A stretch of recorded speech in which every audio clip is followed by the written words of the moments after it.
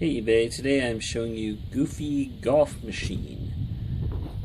This is a wacky 90s board game, miniature mini golf game. It has almost all the pieces, but it is completely playable. I'll explain how that works in a second. It also has a few physical issues. I'll go ahead and show you those now. The box is in fair to okay condition. You can see some marker up there in the corner. Still has the original price tag from Hills. As somebody who grew up with Hills, love to see that. It's got some tape on it. The corners are a little ripped and crushed, some wrinkles.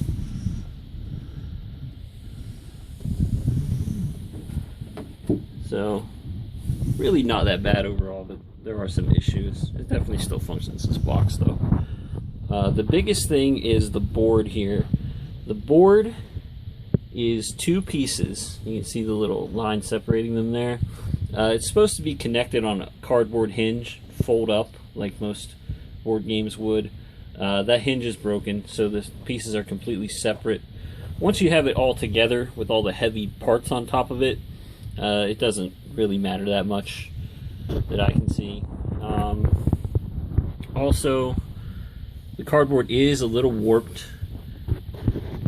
It's not perfectly level on this poster board anyway, but you can see it lifting off of there. It shouldn't really be an issue. I suppose if you want to try to press it with something heavy, you probably could. Now, as far as the parts go, it is missing two things. It is missing half of these scoring chips and one ball. So, first of all, the ball is not really necessary. It was supposed to come with two balls. The game is for up to 4 players.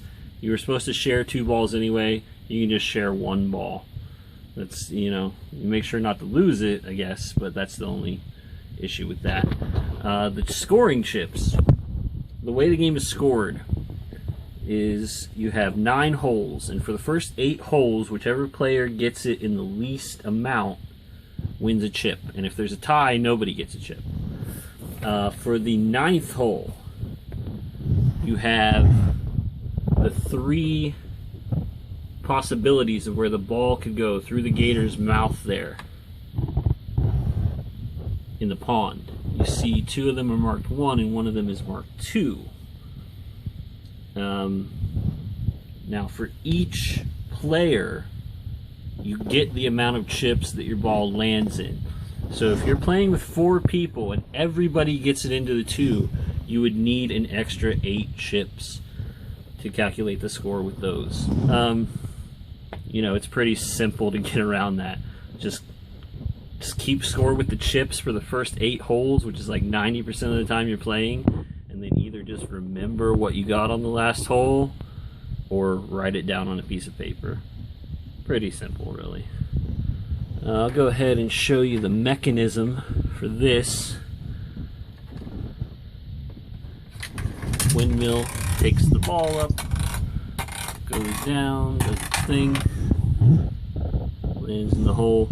There's also, I think, 2 or 3 other openings on there, which depending on which side the ball gets hit in and which way the switch is flipped, it will go through those, that way, through the sink, down that path there.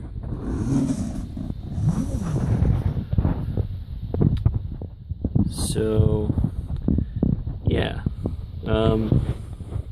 Not a perfect example, but still playable, still fun. And yeah, I think that is about it, guys. Thanks for looking.